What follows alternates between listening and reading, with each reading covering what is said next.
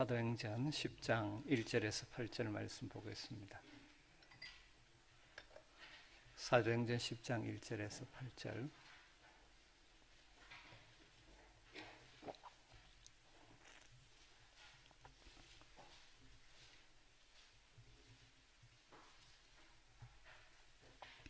사도행전 10장 1절에서 8절 말씀을 한 절씩 교독합니다. 가이사랴에 고넬료라 하는 사람이 있으니 이달리아 부데라 하는 군대의 백부장이라.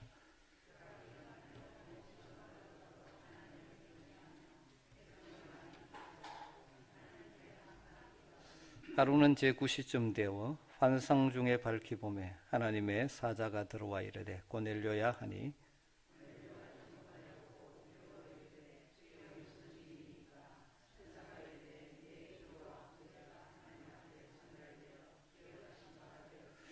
내가 지금 사람들을 요바에 보내어 베드로라 하는 시몬을 청하라.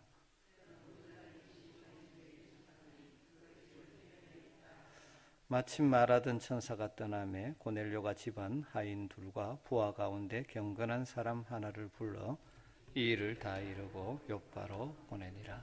아멘. 하나님의 구원의 역사 가운데 종종 중요한 전환점들이 있습니다. 사도행전 10장은 바로 초대교회의 놀라운 전환이 이루어지는 장 가운데 하나입니다. 복음의 역사가 이방 벽을 넘어서 이방인으로 넘어가는 놀라운 전환에 대한 기록이 사도행전 10장에 나오죠. 아직 예루살렘 교회를 중심으로 한 놀라운 구원의 역사가 이방인들에게까지 미치지는 못하고 있었습니다.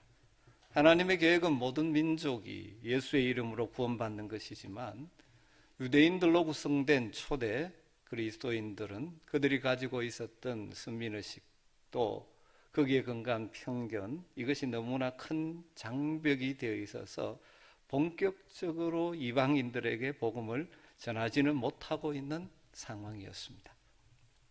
물론 그전에도 하나님께서 복음이 이방인에게 전해져야 함을 몇몇 사건을 통해서 보여주셨죠.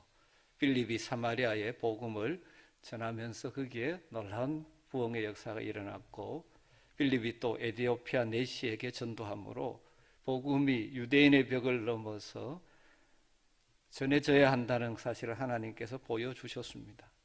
그리고 오늘 사도행전 10장에서 드디어 초대 예루살렘 교회의 핵심 지도자인 베드로에게 환상이라는 초자연적인 방법을 동원해서 그 장벽을 허무시는, 그래서 이방인 고넬료 가정이 구원받게 되고 본격적으로 이방인에게 복음이 전거되어지기 시작하는 놀라운 전환점이 되는 사건이 이 사도행전 10장의 사건입니다. 그런데 이 시간 잠깐 생각해 볼 것은 이 하나님의 놀라운 역사의 전환기에 쓰임받은 이 고넬료와 그의 가정을 조금 묵상해 보려고 합니다. 하나님께서 하나님의 구원의 역사를 이루어 가시는 방법은 참 다양합니다. 그러나 보편적으로 하나님이 가장 즐겨 사용하시는 방법은 사람을 준비시키시고 사람을 부르시고 사람을 사용하셔서 하나님의 역사를 이루어 가십니다. 하나님의 구원 역사의 큰 전기에 쓰임받은 준비된 한 사람, 한 가정이 오늘 사도행전 10장에 나오고 있죠. 바로 고넬료의 가정입니다. 오늘 이 말씀을 묵상하면서 우리 모두 하나님께 부름받았는데 하나님께 쓰임받는 인생이 되고 우리의 가정이 하나님께 쓰임받는 복 있는 가정이 되기를 소망하면서, 그럼 우리 편에서 어떤 자세가 필요한지를 고넬료 가정을 묵상하면서 함께 좀 생각해 보려고 합니다. 고넬료, 그가 어떤 사람인지에 대해서 성경은 아주 간략하면서도 분명하게 우리에게 소개해 주고 있죠. 1절과 2절입니다. 가이사랴에 고넬료라 하는 사람이 있으니 이달리아 부데라 하는 군대의 백부장이라. 그가 경건하여 온 집안과 더불어 하나님을 경외하며 백성을 많이 구제하고 하나님께 항상 기도하더니. 고넬료는 가이사랴에 주둔한 이달리아 대 로마 군대의 백부장입니다. 여러분, 가이사랴는 요바에서 북쪽으로 약 한 50km 정도 떨어진 지중해 해안에 있는 도시입니다. 이 도시는 헤롯 대왕이 가이사 로마 황제를 위해서 건설한 팔레스타인에 있는 가장 큰 도시 가운데 하나죠. 그래서 로마 총독을 비롯한 로마의 고위 관리들 그리고 로마의 군대가 주둔해 있는, 식민 통치하기 위해서 주둔해 있는 팔레스타인 안에 있지만 거의 로마 중심의 로마의 도시가 가이사랴입니다. 지금은 무너져서 거주 유적만 남아있지만 그곳을 방문해 보면 그 가이사랴가 얼마나 화려하고 대단한 도시였는지를 알 수가 있죠. 지중해를 낀 아름다운 풍광, 거기에 이제 항구 도시로 만들고, 그리고 아직도 요즘 가보면 그때 아름다운 대리석들이 바닥에 깔려 있죠. 그리고 유명한 그 전차 경기장, 그리고 이 공연장 같은 엄청난 유적들이 있는 그 헤롯 대왕이 로마 황제 가이사를 위해서 지어 바친 이 도시입니다. 그런데 여기에 로마 총독, 쉽게 말하면 총독부가 있었고 거기 로마 군대가 주둔해 있었는데 그 군대 백부장 중에 한 사람이 바로 이 고넬료죠. 백부장은 말 그대로 100명의 군인을 통솔하는 대장이죠. 우리 군대로 말하면 중대장 정도밖에 되지 않지만 그러나 그 지위와 권세는 그것과 비교되지 않죠. 대개 식민 주둔군이 그렇지 않습니까? 우리가 일제 치하에서 일개 순사만 해도 얼마나 세도를 부렸다고 합니까? 그런 점을 감안하면 이 로마 군대의 백부장인 고넬료는 상당한 지위가 있죠. 그리고 일반적으로 로마 군인은 아주 잔인했고 정복자로서 행포를 부린 일이 비일비재했죠. 그런데 놀랍게도 고넬료는 아주 훌륭한 하나님을 경외하는 사람이었다고 말합니다. 물론 이 구원의 역사 과정 속에 아직 예수 그리스도를 구주로 영접하는 온전한 구원에 이른 사람은 아니지만 하나님을 경건하게 섬기는 사람, 그 사람을 하나님께서 이 놀라운 구원 역사의 전기에 사용하신 것이죠. 2절에서 그의 신앙에 대해서 이렇게 소개해 주죠. 그가 경건하여 온 집안과 더불어 하나님을 경외하며. 로마의 장교인 고넬료가 어떻게 하나님을 경외하는 사람이 되었는지는 우리가 정확하게 알 수는 없습니다. 그렇지만 그가 하나님을 경외하는 자가 되었습니다. 하나님을 경외하는 자라는 것은 이방인인데 하나님에 대해 관심을 가지고, 쉽게 말하면 회당 예배에 참여하면서 하나님을 알고 하나님을 배워가며 그 구약의 말씀을 따라 경건하게 살기를 힘쓰는 사람들이죠.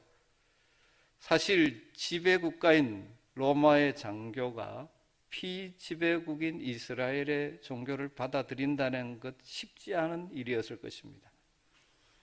그렇지만 그 시대에 흔히 있었듯이 경건한 유대인들이 당시의 타락한 문화에 젖은 사람들과 다르게 사는 모습을 보고 도전을 받고 자신의 삶의 참된 만족과 의미를 발견하지 못하던 이방인들이 여호와 하나님을 알고 싶어하고, 그래서 회당 예배에 참석하고 구약의 말씀을 배워가고 하나님을 경외하는 자들이 많이 있었죠. 그 가운데 고넬료가 바로 그런 사람이라는 것입니다. 그런데 더 놀라운 것은 그가 홀로 하나님을 경외하는 신앙의 생활을 한 것이 아니라 온 가족이 함께 하나님을 경외했다. 그렇게 성경은 기록하고 있습니다. 온 집안이 더불어 하나님을 경외하며. 고넬료는 혼자만 하나님을 믿지 않았죠. 온 가족이 다 함께 믿었습니다. 여러분, 온 가족이 다 함께 하나님을 믿고 섬기는 것이 가정의 행복의 기본이지 않습니까? 왜 그렇습니까? 신앙이라는 것은 단순히 하나님을 믿고 교회에 왔다 갔다 하는 것이 아니지 않습니까? 신앙은 가치관이고 인생관이고 삶의 방식이 신앙에서 나오는 것이죠. 인생을 살아가는 방식, 방향감각, 이것이 다 신앙입니다. 여러분 한번 생각해 보십시오. 가족들이 신앙이 있고 없고 어떤 사람은 있고 없고 하면 서로 사실은 다른 가치관, 다른 인생관을 가지고 서로 다른 방향으로 살아가게 되는 것이 되는데, 그렇게 함께 살아야 하는 것이 얼마나 피곤한 일입니까? 이 가운데도 과거에 가족이 믿지 않아 혼자 신앙생활할 때, 그럼 이것 때문에 힘든 일을 겪었던 분들 있지 않습니까? 가치관이 다르고 인생관이 다르고 어떻게 살아가야 할지 삶의 방식이 다릅니다. 여러분, 이게 다르면 항상 가정 안에 뭐가 내재되어 있으면 불화의 요소가 내재되어 있죠. 그래서 예수님께서도 그런 말씀을 하셨어요. 집안에 원수가 있다라는 표현을 하셨어요. 마태복음 10장 36쪽에 사람의 원수가 자기 집안 식구리라, 그런 표현이 있습니다.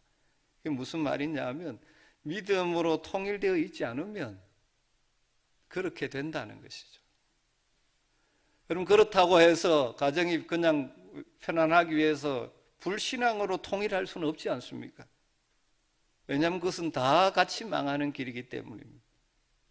신앙은 현재 우리의 삶뿐만 아니라 영원한 운명을 좌우하는 것이지 않습니까? 아무리 이 땅에서 부귀영화를 누리고 잘 먹고 잘 산다 해도 내세에 실패하면 아무 소용이 없죠.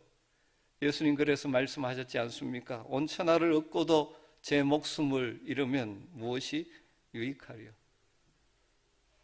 여러분, 그렇기 때문에 가정의 복음화를 위해서 우리가 수고하고 힘쓰고 기도해야 되는 것 너무나 분명한 일이죠. 먼저 믿는 우리가 우리 가정의 제사장이라는 인식을 가지고 나머지 가족들을 위하여 기도하고 인도해야 되는 것입니다. 물론 가족을 전도하는 것이 정말 만만치 않습니다. 차라리 남을 전도하는 것이 더 쉬울 것 같을 때도 있습니다. 그러나 우리가 뜻을 정하고 기도하고 수고하면 하나님께서 반드시 이루어 주실 줄 믿습니다. 혹시라도 아직 믿지 않는 가족이 있다면 고넬료 가정처럼 온 가족이 하나님을 경외하는 복된 가정이 되기를 소망하고 눈물로 기도하는 일부터 시작하시기를 주님으로 축복합니다. 여러분을 통하여 여러분의 가정이 복음으로 하나 되어지는 놀라운 은혜가 있게 되기를 주님으로 축복합니다. 복된 가정, 하나님께 쓰임받는 귀한 가정, 온 가족이 함께 하나님을 경외하는 복된 가정을 이루시기를 주님으로 축원합니다. 고넬료의 가정은 온 가족이 하나님을 경외하는 은혜를 받은 가정이었습니다. 그런데 이 고넬료와 그의 가정이 하나님을 경외하는 신앙은 실천적인 삶이 따랐습니다. 그래서 성경은 계속해서 이렇게 말씀을 덧붙이고 있습니다. 2절을 보면, 뒤에 부분에 보면 백성을 많이 구제하고 하나님께 항상 기도하더니, 하나님을 경외하는 삶을 살았기 때문에 그것이 삶의 변화로 나타났습니다. 로마의 장교인 그가 무슨 일에 신경을 씁니까? 백성, 여기 백성은 누굴까요? 유대인들이겠죠. 그들을 긍휼히 여기고 구제를 하는데 많이 했다고 합니다. 그리고 하나님께 기도하는 삶을 사는데 항상 기도했다고 말합니다.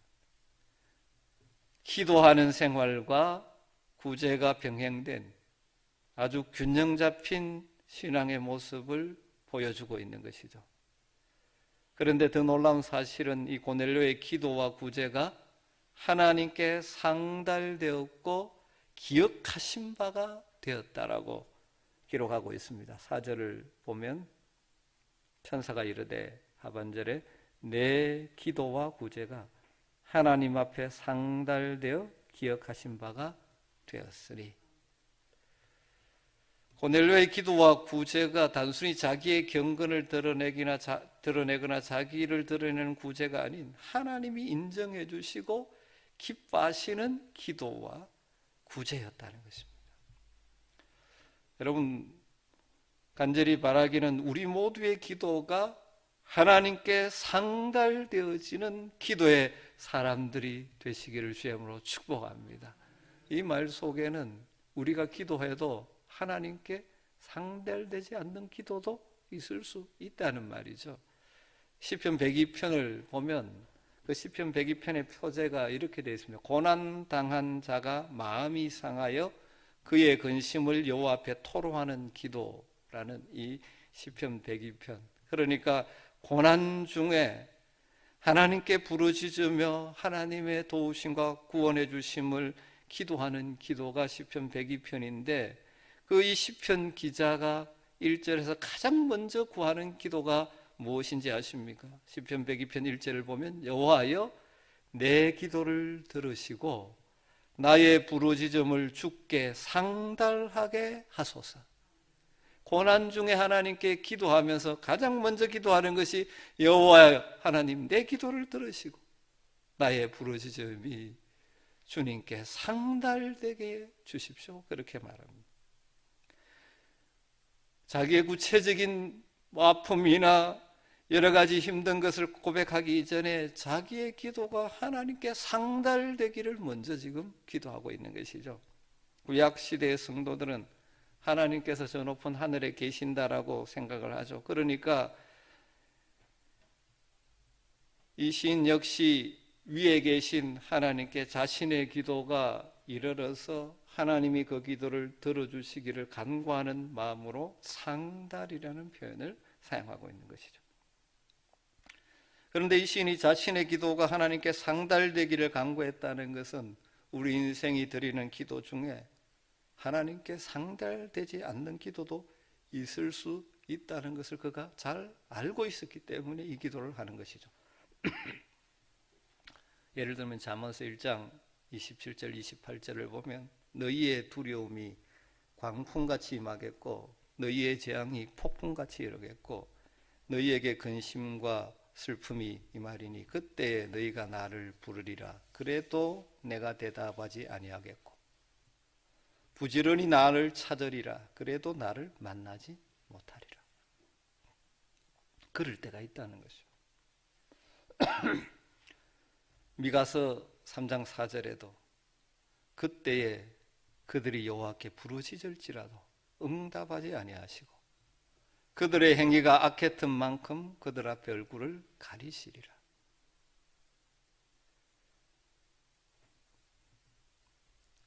자신의 삶을 엉망으로 하나님의 뜻과 상관없이 살면서 힘든 일 당했다고 하나님께 도움만 구하는 그런 기도들이 상달되지 않는 기도라는 것이죠.